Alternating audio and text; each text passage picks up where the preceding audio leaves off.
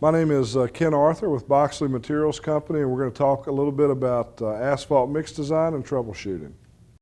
The keys to asphalt troubleshooting success is one, knowing your materials, accept the fact that materials change, understand your asphalt plant, communicate your needs, design for success, and drive volumetric properties. And we're going to talk about each of these. So knowing your materials, what kind of things should you know? An asphalt mix design technician should know the gradation and gravity of every material in your stockpile. You should also know the range of moisture for every material in your stockpile from bone dry to sopping wet. You should know how each material behaves when increased or decreased in an asphalt mix design. You should know the flat and elongated range for every coarse aggregate in your stockpile. And lastly, you should know the sand equivalent and fine ag angularity range for every fine aggregate in your stockpile. That sounds like a lot of information, and it is. However, as the mix design technician, you've got to be able to make quick decisions.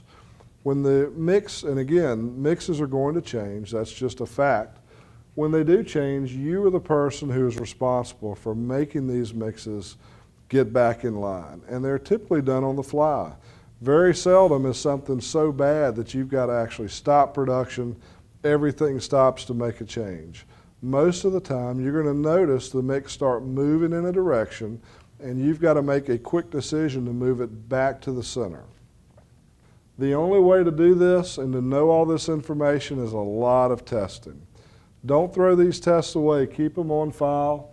Again, the way to know these things is do a lot of testing and never limit yourself to the minimum requirements. That's extremely important.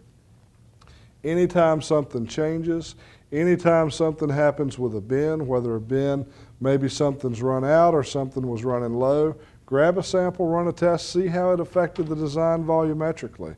That's how you learn when things change, how does it affect your mix. That way you know also when it happens again, how great a sense of urgency do you need to have in fixing that problem. Maybe it's not as big a problem as you'd imagine, but the only way you're going to find those out is a lot of testing. Again, it's a fact that asphalt mixes change. I tell my guys repeatedly, look, the fact that asphalt mixes move is not a reflection of your job, but it is your job to be able to make quick changes when it does move and get us back in line. These changes happen both at the asphalt plant and in the field. So why do asphalt mixes change? A lot of reasons. For one, we have a lot of materials that are part of an asphalt mixture. We have quarried aggregates, we have natural sand and wrap, liquid asphalt, and changes in dust. There are a lot of indirect conditions as far as conditions at the asphalt plant. Things happen mechanically with the plant that will affect the mix, weather, and also technician variance. So let's talk about quarried aggregates first. There are a lot of change drivers with quarried aggregates. The main ones I want to talk with you all about is market demand, space limitations, routine maintenance, and new veins of material. So in our quarries, gradation can be affected by changes driven by market demand. When I say market demand, you have to remember asphalt is just a piece of the quarry's market. They're also selling to the surface treatment industry, they're selling to the slurry seal industry, they're selling to anybody that needs stone, base stone, they're also selling to the ready mix industry. Everyone has different specifications and different needs for what they're doing. So we're just part of that big puzzle that they're trying to produce for. Great example is you may be working on a schedule and there's a surface treatment contractor who puts in a 20,000 ton order of nines. Well, where are those nines going to come from? If they don't have nines already on the lot, maybe they've got half of them, but they've got to get more to take care of these guys. Those nines are probably going to come out of that really nice coarse B sand that you like. Maybe they're going to come out of your eights. So now a lot of the fines in your eights, a lot of that middle size stuff is coming out of your eights. You need to know that kind of information. So market demand can have a significant impact on your mixes. Space limitations. Space limitations, a lot of quarries don't have a lot of room. Their permitted area is small. Maybe they're moving into a new area and they don't have a lot of place to put material. This requires them to move piles sometimes. What happens when we move piles? We generate a lot of dust. Every time we move piles from one spot to another, we generate more and more fines, and that obviously affects our mix designs as well. Routine maintenance is a big one on the crusher. They will affect gradation. I'm sure all of you have probably been in situations where your 8s at the beginning of the year start out really fine, they're perfect, everything's looking good. We get into the season, they get coarser, they get coarser, they get coarser, and finally, bam, they go back to being fine again, and you find out, oh, we did some maintenance on the crushers, we tightened them up the other day, replaced some liners, and all of a sudden that will affect your gradation on those 8s or whatever material you happen to be using. Also, gravity, your specific gravities and sand equivalent values can be affected by changes in veins of material. If you walk through a quarry, you'll see all sorts of different geology throughout that quarry. Different veins of different material. Typically, we have a nice blended grouping of material that we use for our specific gravities, but you may move into a shelf on the quarry that's actually more along the lines of one geology than another, and that affects your specific gravities, and in turn that's going to affect your asphalt mixes. So this is a picture of a crusher. This is a jaw crusher here. Again, crusher maintenance will affect gradation, and crusher replacement can definitely affect you as well. It will affect your shape of your material, so the flat and elongated results on coarse aggregates. If you've ever moved from a jaw crusher to an impact crusher, that can be a great thing, especially if you're buying some SMA material, but typically it will affect the particle shape of that material. It'll affect your fine ag angularity on your fine aggregates, and anytime that the quarry is replacing a crusher, whether it's cone versus impact versus jaw, the more communication you're having with the quarry to know those things up front will be a significant benefit for you, just so you know what's coming. Biggest thing with your quarry aggregates that I would encourage you to do is know your quarry QC technician. You guys should be like peanut butter and jelly, kind of joined at the hip when something's going on at the quarry. Hopefully he's letting you know, and hopefully you've got that relationship where you're talking and you know when things are going to affect your mixes. Also, options are often available. You know, the quarries again are trying to make materials for a lot of different people, a lot of different customers. And a lot of times they would love to hear that you maybe need more dust in that B sand, or it would actually help them if you put 9s in your B sand. Those kind of things can actually help them if you sit down and talk to them. Oftentimes you're able to get them to produce something that works even better for you, works better for them and their other customers as well. Biggest thing is that you communicate those needs. Also to set clear expectations and reasonable goals. You know, it's really not a reasonable expectation to go to your quarry and give them every sieve and say, all right, you got to hit this target, you got to be right here on this sieve, right here on this sieve.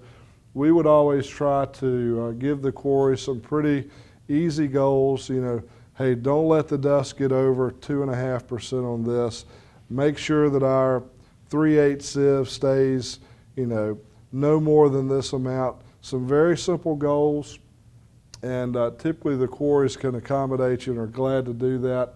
And sometimes they don't really know what we want. So the key is that you have to communicate those expectations to them. We also have natural sands. Natural sands occur in quarried mines across the state. A lot of these out east. This one's actually out west in Newcastle, Virginia. And this is Castle Sands mine here. A lot of change drivers with natural sands. You can have changes in the deposit, just like a typical quarry. You may have gravity fluctuations depending on where they are in the geology of that mine, and also gradation fluctuations. Not huge gradation fluctuations, but there can be some. Also a lot of natural sand mines in our rivers throughout Virginia. In fact, this is in Bedford County. This is a sand mine on Goose Creek. And basically it's a dredging mine. This sand is dipped and processed out of the river. There are a lot of change drivers on this as well. A significant rain event, a flood, can change the gradient of the bottom. In fact, we have a mine where we had a very coarse natural sand for 20, 30 years. We had a really significant flood in the late 80s, and now it kind of moved all of the coarse material down below on another property, which is off of our permitted property. And the site where we are is now very silty fine sand. It's really not usable. So a significant flood can impact your material. It may also benefit you. It may move where you've got really silty material. You may have coarser material after a significant rain event. So be on the lookout for that from your sand mines. One great thing about natural sand mines, it's kind of like a constant wet wash system. So these materials are typically very consistently clean. But you can have some gradation variability. You can have some gravity variability as well. Not a lot, but there is some. Wrap is a significant part of our materials now with asphalt mixes. We've got wrap piles just like in this picture that are all across the board. The one here in the upper left, it looks like it's mostly excavated material that's got, slabs the size of a Volkswagen hood that are in there. You've got all sorts of stuff that are in there. That material has to be processed before we can really use it. You also have piles that are really nice and clean. You may have piles that are coming in from the road that are really just millings that have been piled up. There's stuff all across the board on what people do. A lot of people process wrap into a single material and use it. A lot of people fractionate wrap into multiple sizes, just like they're doing here on the bottom left. There are a lot of things that can affect our recycled asphalt pavements. For one, milling depth is significant. It's pretty safe to assume if we're milling an inch, inch and a half, that we're milling a surface mix. So we can pretty rest assured we're going to know what that asphalt content is. However, if we're going 3 inches, 6 inches deep, we may be getting into some binders, some base mixes with lots of varying asphalt contents. That can affect the asphalt content and the gradation of our wrap. Slurry seal layers. Slurry seal layers can be a real challenge for mix design technicians. Oftentimes, of course, the liquid content of that is high. A lot of dust in that as well, so they can be a challenge when we're bringing that in with our wrap. Speed of the milling machine can affect the gradation coming in. Can also affect the amount of fines and the speed and the type of processing, depending on what kind of crusher, whether you're fractionating, how it's being crushed, the time that material spends in the crusher. A lot of times you can generate a lot of fines, so you have to be careful with how you're processing as well. Wrap has to be managed. Most mixes in Virginia are now over 25%. They're 26% plus. Folks are trying to achieve the binder bump, and most people are doing that. A lot of people, again, are fractionating versus single component process, and I will tell you that typically if you're getting much over 25, I'd say 30 is kind of a threshold that if you're going much over 30, you're really moving into an area where you've got to fractionate to maintain consistency. Asphalt content of wrap, again, it can fluctuate. What is it really? A few years ago, Virginia took a great step in basically applying a correction factor to the oven for wrap. If you take a wrap sample and you burn it after it's dry and it burns a 5.5%, is that liquid content really 5.5%? No, absolutely not. Remember that wrap, our wrap dust runs anywhere from 8.5 up to 14% dust, and a lot of that is blowing right out of the exhaust in our muffle ovens when we're burning this material. So there is a calibration factor that we use in Virginia. It's 0.4 right now, so that 5.5 you burned would actually be called a 5.1. If you really want to know what your wrap is, run an absent on it. Send it off, have someone run an absent recovery, and you can get an idea. Again, if you've got the space to put different wraps in different piles, that's fantastic. Most people don't have that kind of space, so you have to use your best judgment. You pull out material that may have a lot of slurry seal in it. Maybe you've got a lot of fabric in some wrap that you have to pull away and do whatever with that material. Also, communication with plant personnel. It's very important that your loader operators know the importance of understanding the difference between that fine wrap pile and the coarse wrap pile. When it goes into the mix, they will have two very different asphalt contents. How often should we test wrap? As often as it takes. Right now, wrap is 25% plus of everything we're putting into our mixes.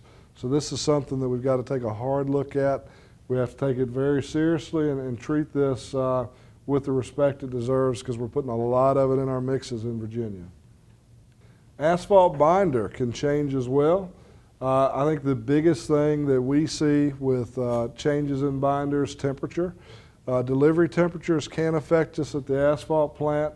I'm sure a lot of you have gotten these really high asphalt contents and wonder what in the world's going on, and you find out that a liquid load came in at 250 degrees. It took them 3 hours to get it pumped off, and it just so happened the same day you got a really high burn. Well, the consistency of that material when it runs through your flow meter is very different if you're pumping it through at 260 or 70 degrees as opposed to 300 degrees. So keep that in mind. Changing your sources is also something to keep in mind. A lot of times the grade for the same PG 64 S-22 from the east side of the state may be different from the west side of the state just because the sources are different. So when you're trying to achieve that binder bump of getting to a 70 for your D mixes, you know, your 64 out west may grade out actually to a 65, but the 64 that's coming from the coast may actually be a 68 or a 69. So it's much easier to achieve your binder bump with the higher one. So keep that in mind. Changing your sources can change your binder. This is a plant that was in Lynchburg for years. We affectionately called this the Iron Maiden, old batch plant that was there from, I guess, back in the 70s when that plant was installed. What I want to talk about during this portion is understanding your asphalt plant. As a mix design technician, it's not enough to just be in the lab, just to know your materials. You really have to know how the plant works to be able to make quick decisions and understand how the plant is affecting your mix as well. Cold feed bins. One thing, you know, it's very easy to make mistakes, and cold feed bins can have a significant impact on your mixes. Most of you have variable speed belts and conveyors now and drives on these bins. But what happens, you know, when you have a rock, something gets stuck, a big piece of wrap gets through, or a river jack gets stuck in one of our sand bins, somebody's got to go out, open that bin up, and put it back. What if it's not marked properly? Does that guy know exactly where to put that cold feed bin back to? Also, do you go out and check these things every day to make sure that when they did go out that it was put back where it was supposed to? Conveyor weigh bridges and indicators, you really need to have a good understanding of how these work. Weigh bridges are typically on your virgin incline and your wrap incline, and they're measuring tons per hour. You know, that ought to be something that as a technician, every time you come into the control room, you're looking at that to see if that's changing. If that's up or down from where it was yesterday, that may tell you something about the moistures that you ran. It may tell you something. Hopefully you and the operator have a relationship so that he tells you, hey, I just, you know, increased production by 15 tons an hour.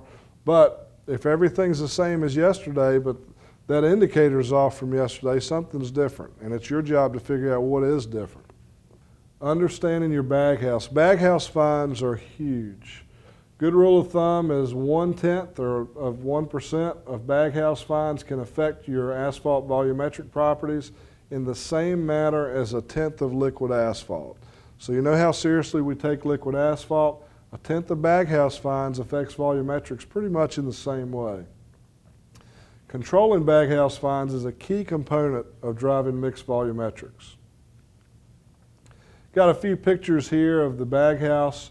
This is a screw running at the base of the baghouse. You can see this grating here, so if you have a bag fall, it doesn't get into the screw.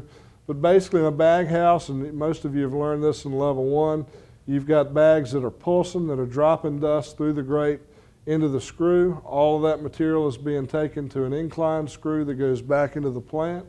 Some of you may have a cyclone where you store that material. We put all of ours right straight back into the plant. We don't like having to pull any dust out. We try, the quarries work with us so that whatever we're getting, we're putting all of it back in. We're not having to waste dust or store dust. So another aspect of understanding your asphalt plant are understanding your silos. Silos can have a significant effect on your mix, specifically when it comes to segregation. Anytime that you've got clamshells, you can have a significant impact on segregation. You want to make sure that both clamshells should always be working properly. Not only the clamshells at the bottom where we're loading into the trucks, but also the clamshells up top. If we've got a clamshell that's kind of lazy, maybe we've got a leak in an air line at the top, one side springs open and the other side is really slow to ease open, that's going to generate segregation in your mix. So want to make sure that our silos are working properly. Next thing I'd like to discuss is designing for success. One thing that you really want to do as a design technician is very closely review your TL-127 submittal. That's a cover sheet that we use in Virginia. That is now submitted online. We do that through MITS Plaid. But there's a couple of things you need to pay particular attention to. One is maximizing all of your gradation bands. Take advantage of the ranges that are given to you. You know, if you've got, particularly at the top, if you've got a mix that's 98, 99% passing, you know, move that target down so that you can take full advantage of the whole band. If it's plus or minus 4, call it 96 so you can go from 92 all the way to 100. Take advantage of that full gradation band. You also want to confirm your field correction factor. This is extremely important. There's nothing more frustrating than to have a mix that's actually a good, well done design, but an incorrectly done field correction factor can cause you to have to redesign that design. We'll talk more about that later. Also confirm your asphalt oven calibration factor. You know, it doesn't sound like it would be a big deal for an asphalt calibration factor on the oven to be, if it's a 1/10 off, how big a deal is that? Well, it's a really big deal. You know, the estimators are taking your mix designs, they're plugging those into their estimating software. If everybody thinks we're putting in 5.7, but we're actually putting in 5.8 all year long, that's a big deal. Also on the side of inventory, you know, if we're actually using 5.8, but we think we're using 5.7, what happens at the end of the year when inventory shows up and says that we have 150 tons of liquid in storage and we've got 5 tons of liquid in storage?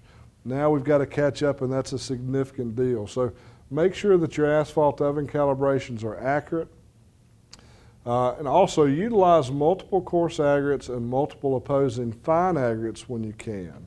What I mean by that is, for a lot of mixes, you have the opportunity to use multiple coarse aggregates, and SM12.5's a great example of that. Many of you use 78s for that mix throughout the state, and you can get by with just using a 78 in that mix. It works. However, what happens when those 78s get too coarse? Now you're in a spot where you've got to choose. Do I submit a new mix with new gradations? Or if I had 8s blended in with those 78s, I can just make a quick change, I can adjust it, and we can keep producing. I can find those 78s up internally at the asphalt plant. Same thing for opposing fine aggregates. Really like to have and like to see fine aggregates, at least 2 in a mixed design that kind of work against each other but are of similar gradations. Again, you can do a lot with your volumetric properties if you've got 2 fine aggregates that you can work against one another when troubleshooting. So Monday morning, you guys have all passed your design test. You arrive back at the lab on Monday and only to discover the mix is failing. So what happens? One, when you get unusual results, always run a second sample before you make changes to the design. You don't want to make really quick decisions. Make sure that the sample you've got is accurate. One of the things you want to do, you want to run a confirmation sample as soon as possible. There are 3 ways that you can do this. There are a lot of ways that you can do this. These are just 3 examples. One is an asphalt burn. You know, we can pull a quick sample. We can get a burn. It's going to take us 35 to 50 minutes to get those results depending on the mix. We can also get a sample. We can run a rice. That'll kind of give us an idea if that asphalt content was accurate or if something's changed with our gravities. But it's going to take us a good 45 minutes to get those results. One of the fastest things we can do is just run a pill height. If we're using the same weight of material for our pills, and we've got a lot of data, we've been doing this every day, we've been running a lot of pills. If we're putting the same amount of material in those pills, we can very quickly determine, is this mix tighter or is it looser than what it's been doing? So a pill height can give you a lot of information very quickly. Driving gradations. Before you adjust a mix design for gradation, remember, gradation changes will very likely affect volumetric properties. The mix design technician must predict these effects and make decisions based on those predictions. Now, the reason I told you guys in the beginning that you should know all of your gradations, where they should be, is so that you can make quick decisions just like this. When we're in production, the mix design technician is the person who's pulling all the strings on keeping everything running right. So this isn't something that you want to be able to have to stop and take half a day to figure out. This is something you've got to have the data in mind to figure out very quickly, because you've got mix being produced at some sites 250 to 400 tons an hour. You may be shipping to 3 or 4 crews. You may have 40 trucks that are pulling from that plant that day. So a lot is happening, and it's key that you make a very quick decision. So quick question for you guys. We're going to talk about driving volumetrics a little bit. Which volumetric property would you say is most important? VTM, VMA, or VFA? Now when we talk about these, the one that probably gets the most concern and the most discussion is voids, right? VTM. We talk about that a lot. We talk about keeping those in. That's really the one that drives all of our conversations day to day. I would argue that VMA is absolutely the most important volumetric property from a design standpoint. VMA has got to be right for the rest of the volumetrics to fall into place. Again, VMA is the air void space between aggregates and a compacted mixture of asphalt pavement, including the void space taken up by asphalt. Two things that I want you to remember, and it may be the most important part of this presentation that you hear, is that VMA is gradation dependent.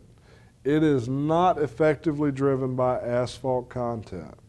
A lot of technicians will say, you know, hey, my VMA is low, I need to drop asphalt content. That's a bad idea, okay? If you have a VMA issue, we're going to talk about different ways that we can adjust VMA, but know that VMA is gradation dependent.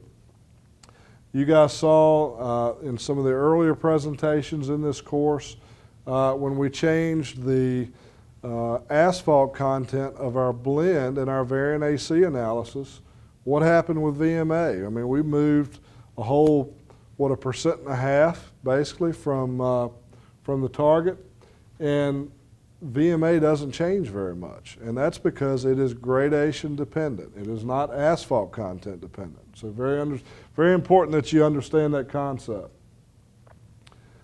Factors that affect VMA: the overall aggregate structure is the single greatest driver. Angular versus round fine aggregates. If you have rounded natural sands, they will typically drive VMA down. Any rounded material wants to drive VMA down. And angular versus a cubical coarse aggregate. Angular aggregates are going to be better than cubical aggregates. Now that can flip all the way if you have really chipsy, flat and elongated aggregates. They can also drive VMA down. But the more angular you get, but they have good flat and elongated numbers, that's going to be your best bet for driving VMA up. Excessive fines or 200 material can also drive VMA down. And an accurate field correction factor is extremely important in keeping VMA where it should be. Again, driving volumetrics, another important thing to know is VMA will typically fall 0.5% to 1% from your mix design to production. Okay, so that's really important. If you've got a design that has a minimum of 15, and your mix design says we need to be at 15.2, during design, there's a good chance you're going to be failing once you get into production. You don't want to go into production, get everybody's dressed up to the dance and ready to go. You've got all those trucks out there, crew going, and now VMA is failing. I can tell you that if VMA is failing in mix design, it will almost always be a redesign. You just about always have to redesign that mix. So what about high VMA? Is higher VMA better? Not necessarily. Okay, so let's talk about that a little bit. A really high VMA value in the lab can make field density really difficult to achieve for our nuke technicians. Higher void space between aggregates still must meet VDOT in-place density requirements. So we got a nuke technician here out on the road trying to get density. If we've got a mix, let's say it's a 12.5, and it's running at a 15.5% VMA. It's a passing VMA. Well, let's compare that to a mix that's got an 18% VMA. So the void space in those two mixes are very different. But this nuke technician, what kind of density is he getting? Is it different for the two mixes? No, he's still got to get 92.5% density, right? So his density doesn't change at all, but he's got a lot more work to do and has to give a lot more compactive effort to get the 18.5% VMA down to his 92.5% density. So it's very important your mix designs, you can have a great looking design that's got this really high VMA, but you can really make it tough on your field personnel to get density with those mixes. Here's a good example. Earlier I told you guys a little bit about field correction factor and making sure that it's accurate. I want you to see how that field correction factor affects VMA's calculation. So here's a 12.5D mix design at a 5.7% liquid asphalt. Our rice is a 2.500. We've got a bulk of 2.410 in the lab, 3.5% air void. So we're golden, right? Everything's looking great.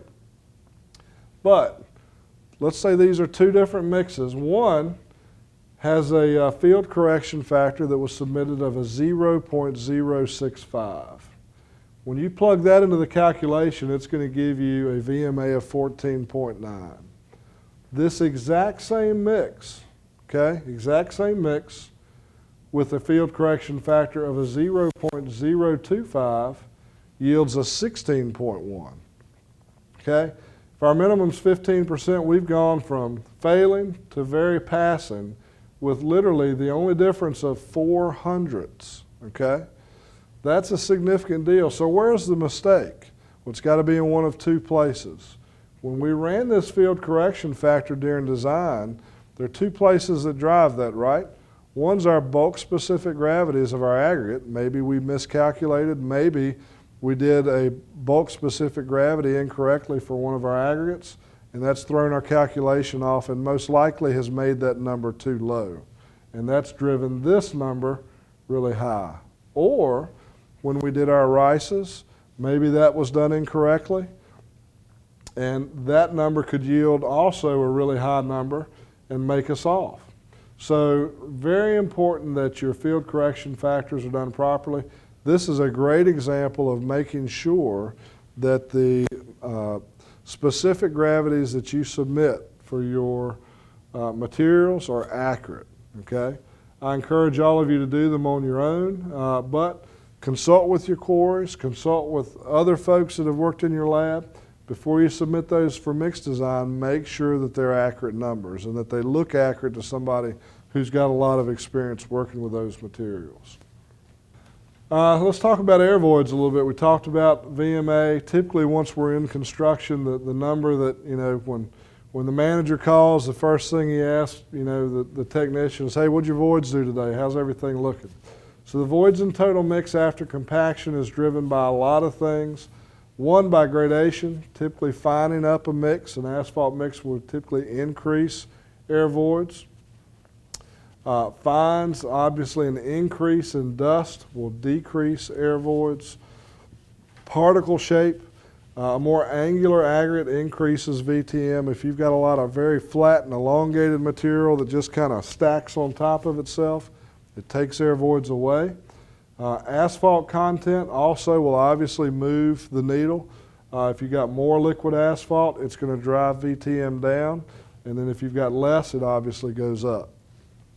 Voids in total mix can be manipulated more easily with your designs if you do a couple of things. We talked earlier about utilizing opposing fine aggregates that work against one another. The nice thing about this is if you've got two fine aggregates that have fairly similar gradations, if one shuts a mix down and one opens a mix up, you can make those changes without making gradation changes. That's really important because how are we paid in Virginia for mixes? Our acceptance is based on gradation and asphalt content. So we've got to keep gradations consistent. One way we can maintain consistency and still make changes is by having two different fine aggregates. Example here, you've got a rounded natural sand versus an angular quarry sand with similar gradations. And again, one sand opens the mix and one closes the mix. The nice thing is you can make a change and the gradation doesn't look any different at all. Everything up top stays the same, even the fine aggregate stays the same. It gives you a lot of options as a mix design technician.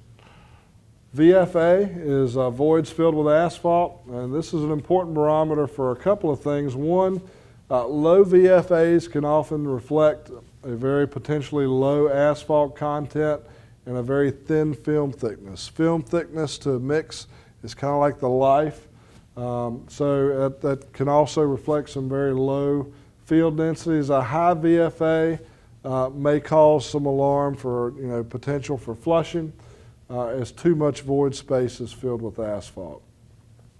I will tell you that if you drive VMA from your mix design and your voids first, VFA will take care of itself. So we really focus on VMA from design, setting the design up with a good VMA, and then controlling VTM. And if you do that, again, VFA is typically going to take care of itself. So mixed troubleshooting in the field, one of the things that we kind of have to watch is sometimes we can get set up in silos. The lab, hey, I'm doing my job, everything's looking good, I've washed my hands of it.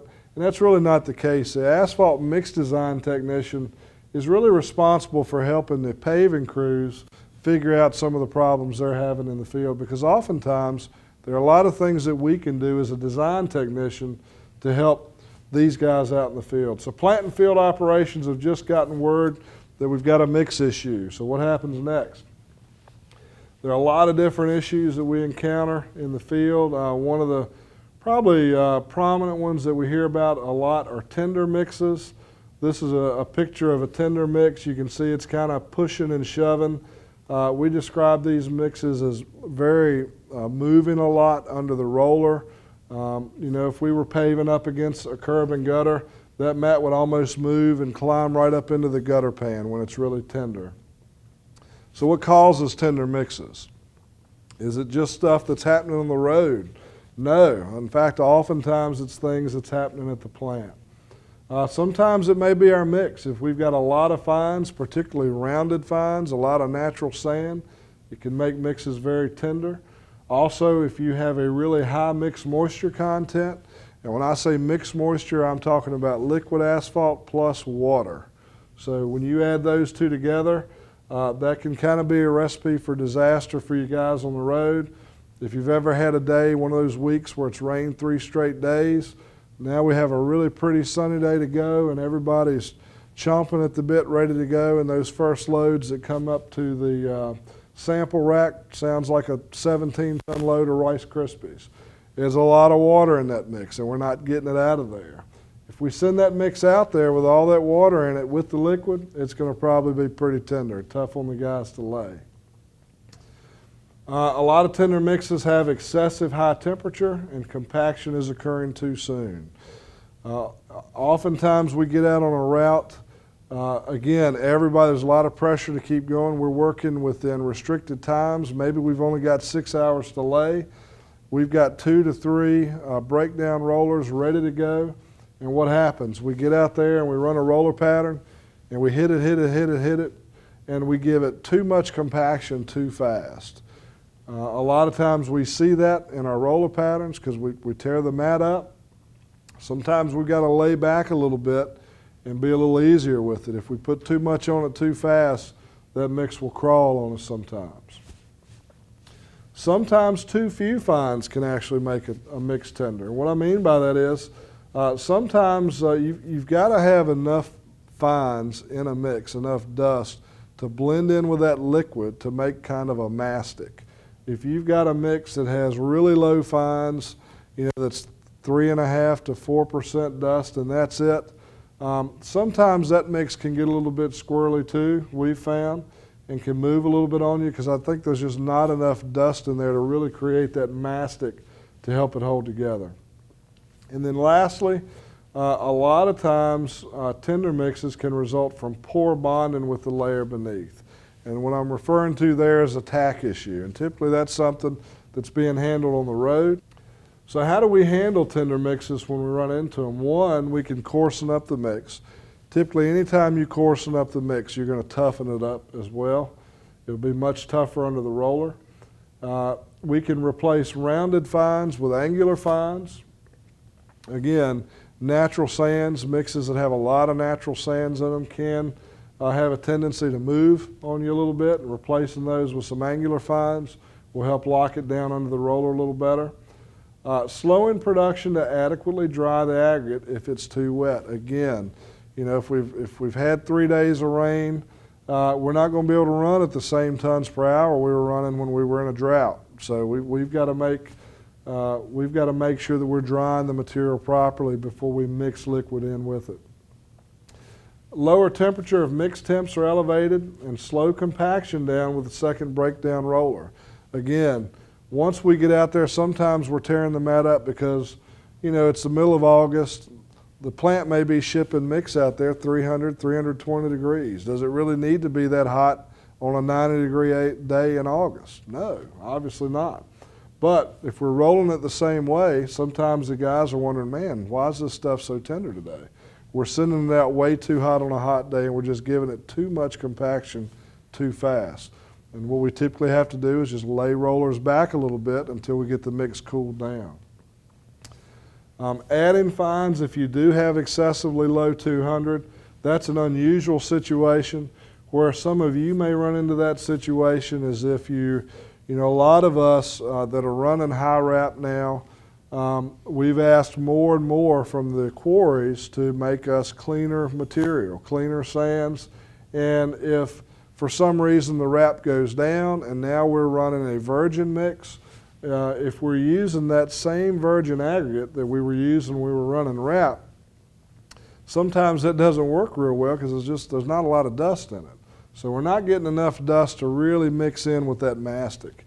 Back when folks were running virgin mixes, people ran tins, they ran material that had a lot of dust in it, so you got the mastic pretty easily. But running high wrap, sometimes if you switch to a virgin mix with that same fine aggregate, you can have a lot of liquid in there that just doesn't have the dust in there it needs. Also, and lastly, ensuring proper tack application. Now what happens here, sometimes you get out there and the paving crew is doing a fantastic job. They're putting all the tack down that they need. Everything looks good until the 14 trucks that are shipping to the site are pulling onto the tack before it cures out, and they're taking all the tack up the road with them before it has a chance to cure out. So that's what may be creating our issue, why it's sliding, because we're picking all of the tack up. So that's something also to watch. It may create a mix that's moving around a lot on the road. I can't tell you how important it is for the mix design technician to be working closely with the field density technicians. One of the obvious things we can do is just ensure that your VTM is not running on the high side of the range. If we're doing a surface mix, and in Virginia we can be between 2% and 5% voids, right?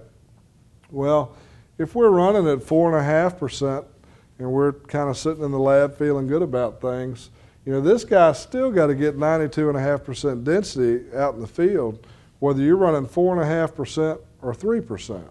So one of the things you can do is check where your VTM is. Don't be satisfied with running it on the high end, because we're just making it more difficult for the guys on the field side. Again, a lot of us have routes that we know are going to be issues. Maybe it's what's under the route. Maybe it's just a place that's really hilly, it's got a lot of supers, and we know that density is going to be a challenge. when you can. Run the VTM on the low to mid side of the range. Again, do everything you can to help the rest of the team, to help these field guys get the densities they need. That's something that gets driven by the mix design technician. Also ensure that your VMA is not too high. Again, we talked about that. If you have a really excessively high VMA, it can really make it a challenge for these guys to get density. You may have to adjust. You may be able to adjust with some simple gradation changes. You may have to redesign. Other things that you may see in the field, this picture isn't the clearest, but it's a great example of some really bad segregation behind the paving machine. There are a lot of ways that this can occur. We could do a whole day of segregation discussions on how it happens, but there are a lot of things at the asphalt plant that we can control. For one thing, mix may be too coarse. In fact, this looks like, for some of you that have been around for a long time, we used to make a mix in Virginia called a BM 37.5. It was huge. It was 2-inch material. It sounded like we were running riprap through the drum, and it was just a really tough material to lay without segregating. And you can see the segregation happening right behind this paver. We've not run that for many years, but any mix is going to be susceptible at some point, more susceptible to segregation. A good mix design technician kind of knows where that edge is. For your 9.5s, some of you that may be 60% passing a 4 sieve. Some of you it may be 54, 55%. But you need to kind of know where that edge is, so you know when there's a problem. Something happens, you had some mix that went out at 52% passing a 4 sieve, you'd probably better go out and check on that and see what's going on, make a phone call. But that's something that you've got to drive. Again, silo batchers may not be working properly. If the silo batchers are segregating our mix at the plant, I can tell you, you have no chance in the field but to have the mix segregated. Don't plan on an MTV remixing this material if you're sending out segregated material and having it work. It's very important. If we've got an issue at the plant with either one of the batchers, that's got to be fixed quickly. Again, and the larger the silo, the bigger problem that can be. So you don't want to have a bunch of segregated mix in the silo, because really you don't have a chance for it to lay. It only gets worse as it goes along the process. If you have any questions about this presentation, sure appreciate your time, and please speak to your facilitator at this time.